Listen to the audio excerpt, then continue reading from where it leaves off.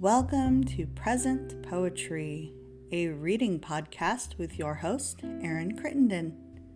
All poems used in this podcast are either public domain or used with permission from the author or the estate. So sit back, relax, and get ready to hear some poetry from the past and the present. This week's featured poet is the master of horror himself, Edgar Allan Poe. Edgar Allan Poe was born January 19, 1809, to Elizabeth Arnold Poe and David Poe Jr., both professional actors. After his mother died in 1811, young Poe was taken in by John Allan, a merchant from Richmond, Virginia, and his wife. From 1815 to 1820, Poe went to Scotland and England to begin his classical education, which he continued upon his return to Richmond. However, his love of gambling incurred a heavy debt, and Poe was expelled after only a year. He then moved to Boston and joined the military around 1827 under the alias of Edgar A. Perry, and he received an honorable discharge after achieving the rank of regimental sergeant major in 1829. During that time, Poe released his first collection of works, Tamerlane and Other Poems, but it remained generally unnoticed until 1829, when he re-released it under Aaraaf, Tamerlane, and Other Poems. He released his third collection, simply titled Poems, in 1831, and spent the next few years writing stories that appeared in the Philadelphia Saturday Courier and the Baltimore Saturday Visitor. However, money was tight, so in 1834, Poe accepted an editorship at the Southern Literary Messenger in Richmond, which would be the first of several journals that Poe would direct over the next 10 years, effectively launching him into society as a man of letters. In 1836, Poe married his cousin Virginia, who was only 14 at the time, and they remained married until her death in 1847, after which Poe engaged in a multitude of romantic affairs. He was eventually engaged to be married again, but that wouldn't last because, on October 3, 1849, Edgar Allan Poe was found wandering Baltimore in a state of semi-unconsciousness and delirium.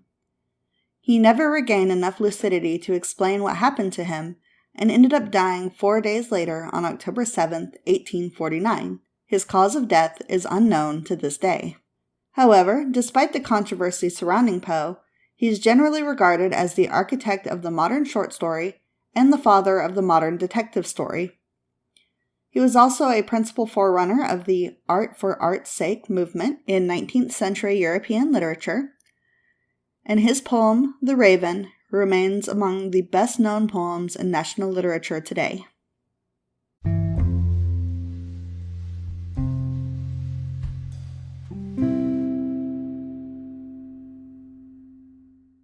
This poem is titled El Dorado. Gaily bedight, a gallant knight, in sunshine and in shadow, had journeyed long, singing a song in search of El Dorado. But he grew old, this knight so bold, and over his heart a shadow fell as he found no spot of ground that looked like El Dorado. And as his strength failed him at length, he met a pilgrim shadow. Shadow, said he, where can it be, this land of El Dorado? Over the mountains of the moon, down the valley of shadow. Ride, boldly ride, the shade replied, if you seek for El Dorado.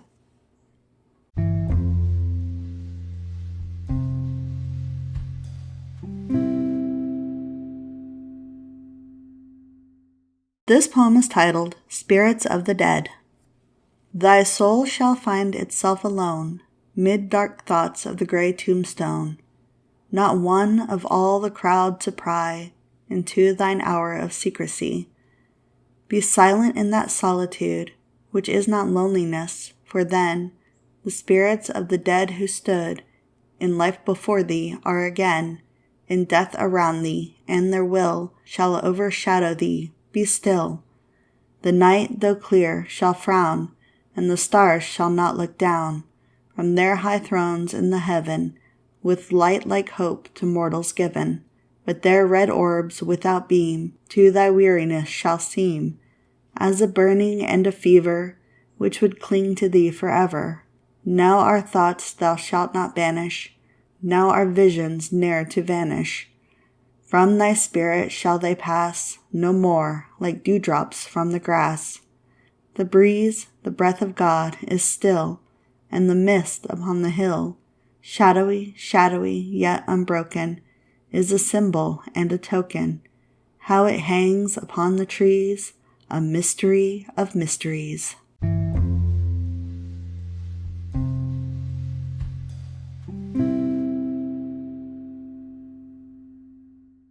This poem is titled Annabel Lee.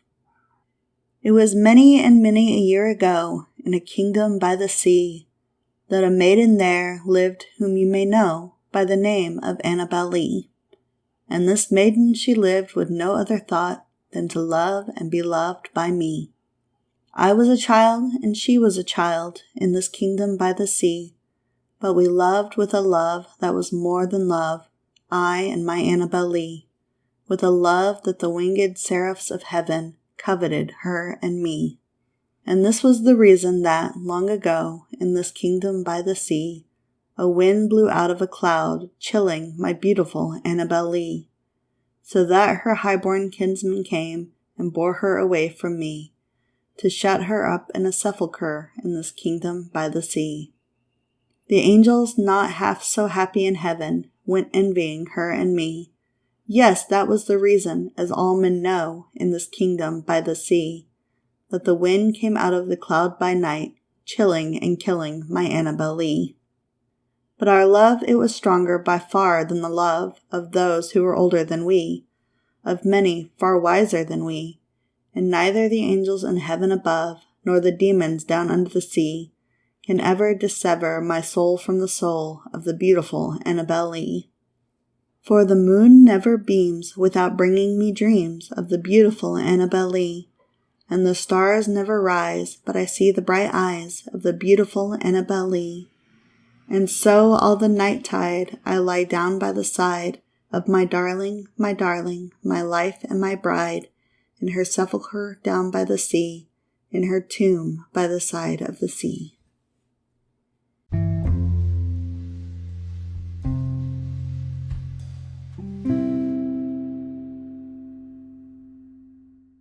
This poem is called Alone.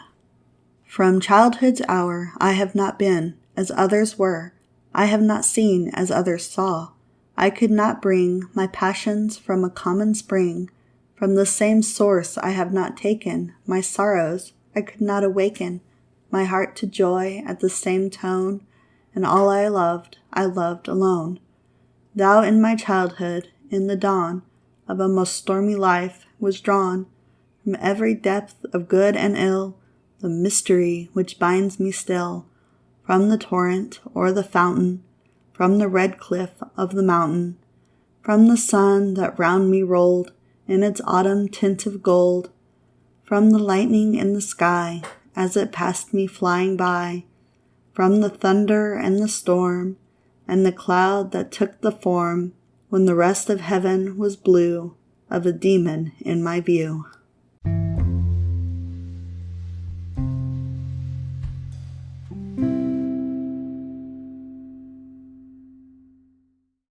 The Raven. Once upon a midnight dreary, while I pondered weak and weary over many a quaint and curious volume of forgotten lore, while I nodded, nearly napping, suddenly there came a tapping, as of someone gently rapping at my chamber door. "'Tis some visitor," I muttered, tapping at my chamber door, only this and nothing more. Ah, distinctly I remember, it was in the bleak December, and each separate dying ember wrought its ghost upon the floor. Eagerly I wished the morrow, vainly I had sought to borrow from my book Circe's sorrow from the lost Lenore, for the rare and radiant maiden whom the angels named Lenore, nameless here for evermore. And the silken, sad, uncertain rustling of each purple curtain thrilled me, filled me with fantastic terrors never felt before, so that now, to still the beating of my heart, I stood repeating, "'Tis some visitor entreating entrance at my chamber door. some late visitor entreating entrance at my chamber door. This it is, and nothing more. Presently my soul grew stronger, hesitating then no longer. Sir, said I, or madam, truly your forgiveness I implore. But the fact is I was napping, and so gently you came rapping, and so faintly you came tapping at my chamber door, that I scarce was sure I heard you. Here I opened wide the door, darkness there, and nothing more. Deep into that darkness peering, long I stood there, wondering, fearing, doubting, dreaming dreams no mortal ever dared to dream before. But the silence was unbroken, and the darkness gave no token, and the only word there spoken was the whispered word Lenore. This I whispered, and an echo murmured back the word Lenore, merely this, and nothing more. Back into the chamber turning, all my soul within me burning, soon I heard again a tapping, somewhat louder than before. Surely, said I, surely that is something at my window lattice. Let me see, then, what thereat is, and this mystery explore. Let my heart be still a moment, and this mystery explore. 'Tis the wind, and nothing more. Open here I flung the shutter, when with many a flirt and flutter, in there stepped a stately raven of the saintly days of yore.